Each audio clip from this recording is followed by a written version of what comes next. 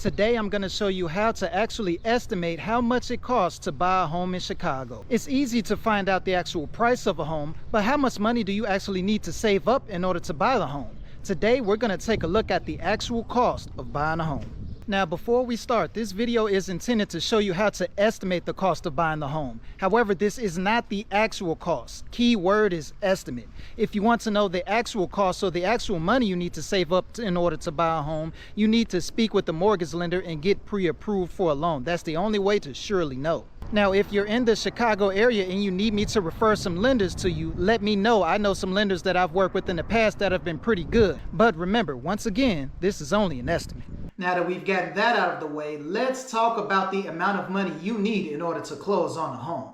The first part of that is going to be your down payment.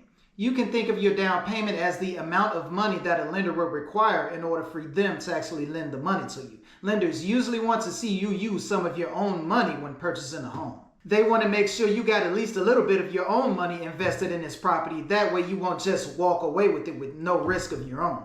The amount of down payment you need really depends on the type of loan you have. For an FHA loan, which is popular with first-time home buyers, they usually require a 3.5% down payment. For a conventional loan, it's usually somewhere around 5% if you're a first-time home buyer. And there are also programs where you can have a conventional loan with the down payment as low as 3%.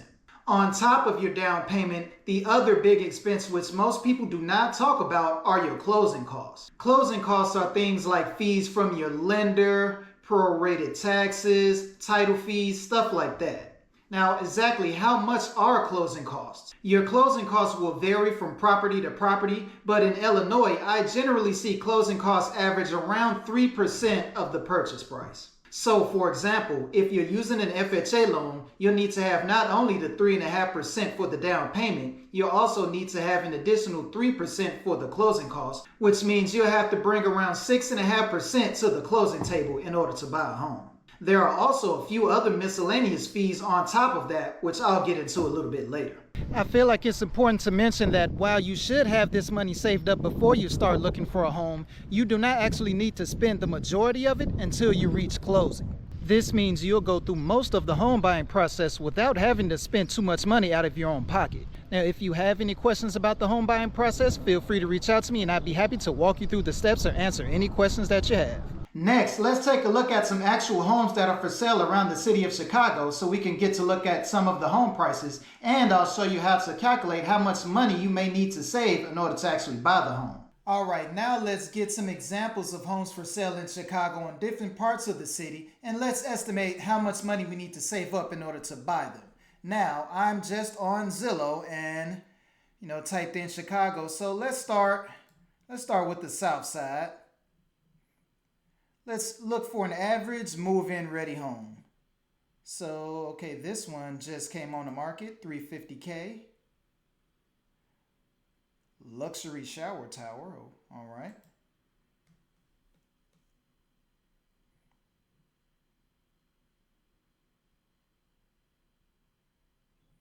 All right, here we go. A nice brick bungalow, and it's all painted black too. Looks very good on the inside.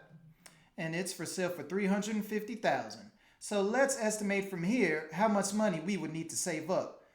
You get your calculator up, so you type in a purchase price, $350,000. And for an FHA loan, you have 3.5% for the down payment, and we're estimating another 3% of the purchase price for the closing costs. So we'll just multiply the purchase price by 6.5%. So multiply by 0.65. And we'll need about $22,750. That's an estimate once again. That's how much you would need to save up in order to buy this home, in order to have enough money for your down payment as well as your closing costs. So that was an example on the south side. Let's look at another area of the city. Let's look at the west side. Let's see if we can find a similar bungalow. That way we can get an idea of how much homes are selling for in different areas. And okay, here we go. We have one on 1714 North Laramie. It's actually pretty similar bungalow, I would say. This one is pretty much $380,000. So that's a little bit more. Let's get a quick estimate on what it would be for this one. So we'll put in 380,000 multiplied by 0.065 because that's the 3.5% down payment plus the 3% in closing costs. And we're at 24,700. Now, last but not least, let's check out the north side. The north side is going to be more expensive than the rest of the city. So let's try around maybe Albany Park area. See what we come up with. See if we can find a nice brick home. Or let's look for something a little more expensive. Let's look for, what is this, $675K. Now let's check this out. Make sure it's move-in ready. And from these photos, looks pretty good to me. Looks good on the outside. So 675,000. So 675,000. Let's see how much we would need to save up. So we'll type in 675, which is the purchase price. All we have to do is multiply it by 0.065.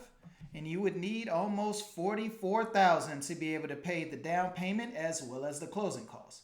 Once again, this is an easy way to estimate how much money you need to save up. Now, your down payment and your closing costs are going to be the biggest fees that you have when buying a home. There are a few other costs that you need to be aware of as a home buyer, however. Here are some examples. Another expense you should be ready for is the home inspection fees. It's always recommended that you do a home inspection whenever you buy a home to check for any hidden issues with the property. I've seen home inspection fees range from anywhere from $400 to $800, just depending on how big the property is. Keep in mind that this is an expense that you'll have to pay directly to the home inspector before closing. Also, in the Chicago area, it's pretty common for home buyers and sellers to use a real estate attorney. Trust me, as a home buyer, especially a first-time home buyer, I would highly recommend it. Attorney fees normally range somewhere between $500 and $750, and trust me, that fee is worth it. Real estate attorneys usually don't get paid until the closing date, just like realtors. Speaking of realtors, the next cost that you need to be aware of as a home buyer are your buyer's agent's commissions. Now, before last year, around August 2024, buyer's agents would get paid from the seller's agent a certain commission through the MLS or the multiple listing service. That means that buyers actually did not have to pay their buyer's agents because your buyer agent got their money from the seller's agent. After 2024, however, seller's agents are no longer able to offer commission through the MLS. This means that now the buyer pretty much has to sign a contract with their buyer's agents saying that they will pay them a certain percentage at closing. This is now an extra home cost that buyers need to be aware of. The bright side, however, is that you can still get the seller to pay your buyer's agent's commissions. It just has to be negotiated within the contract while you're negotiating the price. For the most part, I have not run across a seller who wasn't willing to pay most, if not all, of the buyer's agent's commissions. But once again, as a home buyer, this is a cost that you now need to be aware of. Okay, now that we talked about how much money you need in order to close on a home, what can you do in order to help you with those costs? Here are some strategies you can use that can save you some money. The first strategy you can use is to ask the seller to pay some of your closing costs. Most lenders will allow sellers to pay up to 6% of the purchase price in closing costs. So that could be a pretty good chunk of money that you would not have to pay or bring to closing if you can negotiate the seller to pay it for you. You do have to keep in mind, however, that sellers won't just be willing to pay your closing costs. Sellers care about how much money they're going to net at closing. So anything you ask or any closing costs you ask them to pay for you basically takes away from that bottom line. So keep that in mind when you're making your offer. For instance, if you're offering to pay a seller $300,000 and you're also asking them to pay $10,000 in closing costs, you're really offering that seller $290,000. Another option is to look into down payment assistance programs. One popular down payment assistance program they have in Illinois is called the IDA grant. They have programs that give you money from $6,000, $7,500, or even up to $10,000 in down payment assistance, just depending on your income and your credit score. That's enough money to cover a large chunk of what you would need to bring towards closing. Check out their website at ida.org to learn more. There are also other down payment assistance programs out there, so make sure to do your research and to ask your mortgage lenders. And lastly, if you are a veteran, you have access to one of the best loan programs out there, the VA loan. What makes the VA loan so special? The VA loan does not require a down payment. Once again, that's a lot less you need to bring towards closing. To sum it all up, the things that you need to save money for when buying a home are your down payment, your closing costs, attorney fees, home inspection fees, and possibly the commission for your realtor as well, depending on how you negotiate the contract. If you have any questions about buying a home, feel free to reach out to me.